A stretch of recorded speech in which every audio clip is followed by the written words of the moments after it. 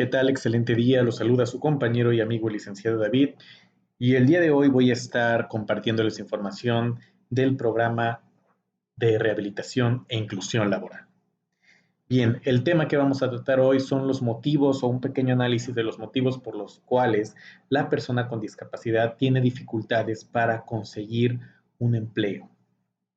Antes de iniciar el tema en cuestión, voy a mencionar muy brevemente todas las medidas de seguridad, recordarles que debemos seguir las medidas de prevención que nos manejan las autoridades oficiales, sobre todo estar atentos también por medio de los canales y por medio de las cuentas de pues, gobierno del estado y gobierno federal. Eh, Evitar compartir información falsa, fake news, porque pues esto puede generar pánico y puede generar también un efecto no deseado. También hacer la misma recomendación tenemos a la izquierda de la pantalla el quédate en casa, por supuesto, y también continuar con las medidas de higiene, lavándonos las manos constantemente al salir, llegar a casa, también pues el uso de cubrebocas, mantener nuestra sana distancia y pues ir para cuidarnos tanto a nosotros como a nuestros seres queridos. Sin más que agregar sobre esta parte, pues vamos a ir analizando qué pasa con la situación de personas con discapacidad que buscan trabajo. Bueno, cabe recordar que el INEGI nos da eh, los datos estadísticos del 2016, el cual nos dice que 6% de la población en México cuenta con una discapacidad. Y bueno, hablo 2016, todavía estamos en espera para pues que se procesen todos los datos del censo 2020, pero por supuesto en cuanto se tenga la información actualizada, se va a estar haciendo un análisis y compartiendo conforme a lo que tenemos hasta el día de hoy, hasta este año que se realizó el censo. Sin embargo, pues todavía tenemos esta información. Contamos con un 6% de personas con discapacidad en el país, lo que es aproximadamente 7.1 millones de habitantes, de los cuales también ya en un video anterior hemos dicho que solamente el 39.1% se encuentra dentro de la clasificación de población económicamente activa. Por lo tanto, significa que más de la mitad de personas con discapacidad son económicamente inactivas. ¿Qué pasa aquí?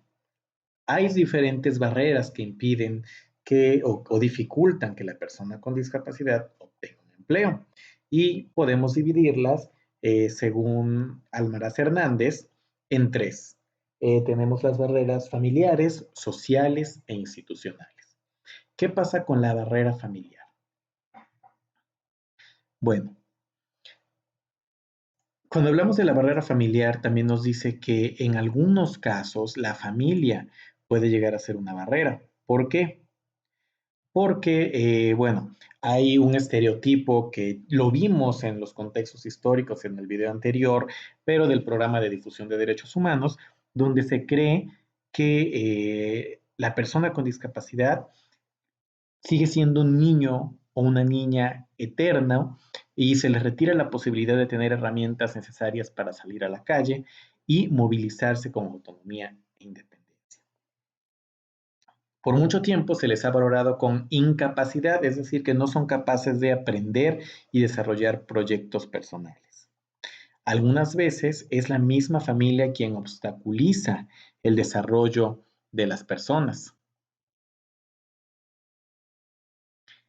Y unilateralmente, pues también de manera unilateral, es decir, toman la decisión por la persona eh, y no se toma en cuenta pues la voluntad de el joven o la joven con discapacidad. Entonces, sí, en algunos casos la familia puede ser la barrera. También se ha visto por el tema de la inclusión educativa, pues ver cuáles son las mejores oportunidades también. ¿Sí? Es un análisis que se tiene que hacer pues de una manera holística, de una manera multidisciplinaria, también para realizar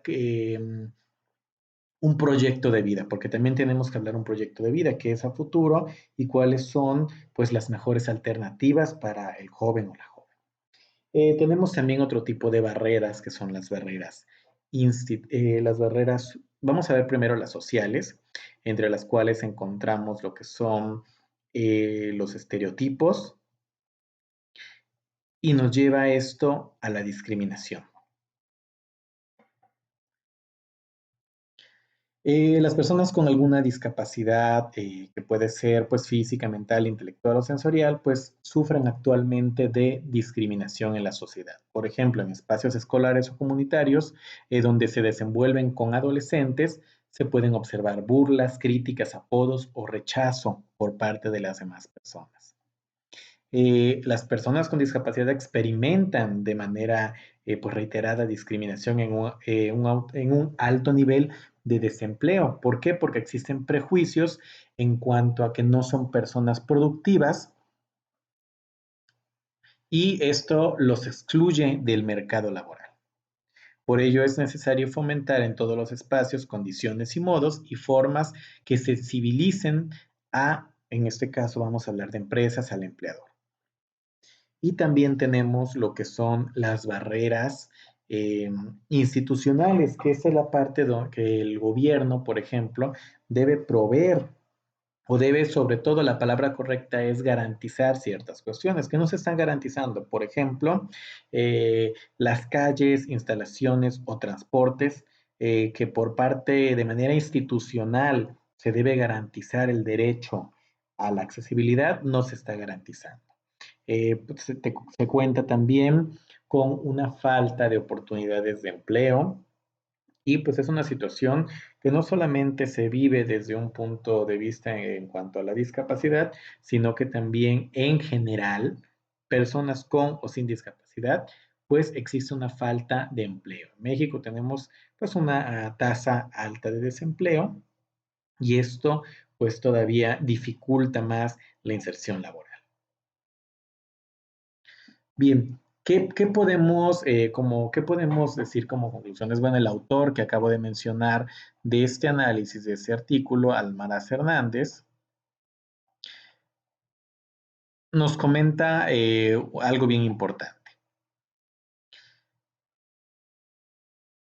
Habla de que mientras que una persona con alguna discapacidad, entre comillas, hay que tener cuidado con ese tipo de mensaje, de palabra, porque se puede malinterpretar, sino que todo esto es en razón a los prejuicios de las personas, ¿no? Y nos habla de que una persona, entre comillas, vamos a dejarlo así, estoy citando, mientras más normal parezca, la persona con discapacidad, ya sea intelectual, múltiple, etcétera, mientras desarrolle más conductas que le permitan adaptarse y comportarse en sociedad, se dará una inclusión. ¿Sí? Entonces, todavía estamos en una etapa, por eso hablamos en el video pasado de los contextos, seguimos en una etapa en donde mientras la discapacidad sea menos visible, la persona tendrá más oportunidades de integrarse en el ámbito laboral. Situación que debemos ir cambiando. Ese es un análisis y ese es un estudio que se hace dentro de la investigación,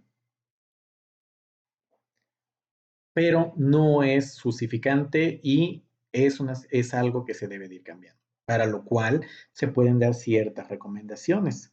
Es importante desarrollar estrategias de sensibilización que ayuden a crear un entorno laboral que se mejore la percepción de las personas con discapacidad y contribuir para que realicen actividades por sí mismas. Esta sensibilización debe hacerse a personal directivos, a los trabajadores y recursos humanos. Nosotros en el Departamento de Gestión de Inclusión Social lo hemos trabajado. Esta parte nos ha tocado capacitar a diferentes empresas, dar talleres, dar pláticas, precisamente para cumplir con esta recomendación. Es importante que los compañeros estén pues sensibilizados y concientizados, pero también y sobre todo el personal directivo, porque de ellos eh, va o tienen la posibilidad de tomar una decisión.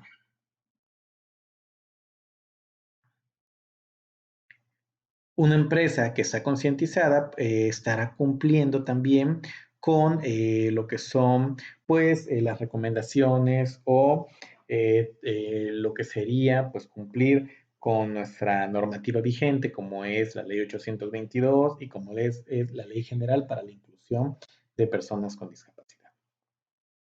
Bien, de mi parte sería todo.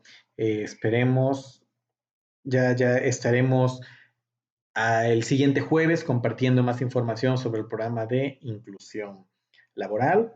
Espero que les haya gustado, que les sirva el video. Sobre todo, ¿qué recomiendas para ya cerrar esto? Pues hay que ir generando cada vez una sociedad más inclusiva. Eh, Hay cosas que dependen de nosotros y cosas que no. ¿Verdad? A lo mejor las barreras institucionales no dependen de nosotros porque nosotros no tenemos injerencia en las decisiones que se toman en el gobierno, pero ¿en qué sí tengo injerencia yo? La injerencia la tengo en cómo yo me dirijo, cómo yo percibo a las personas con discapacidad, con qué mensaje doy también a mi familia, a mis hijos, a mi familia, a mis amigos, a mis allegados acerca de la discapacidad. Si yo voy cambiando ese chip y voy compartiendo ese mensaje, también mis familiares o alguien se preguntará, bueno, explícame entonces eh, sobre la discapacidad.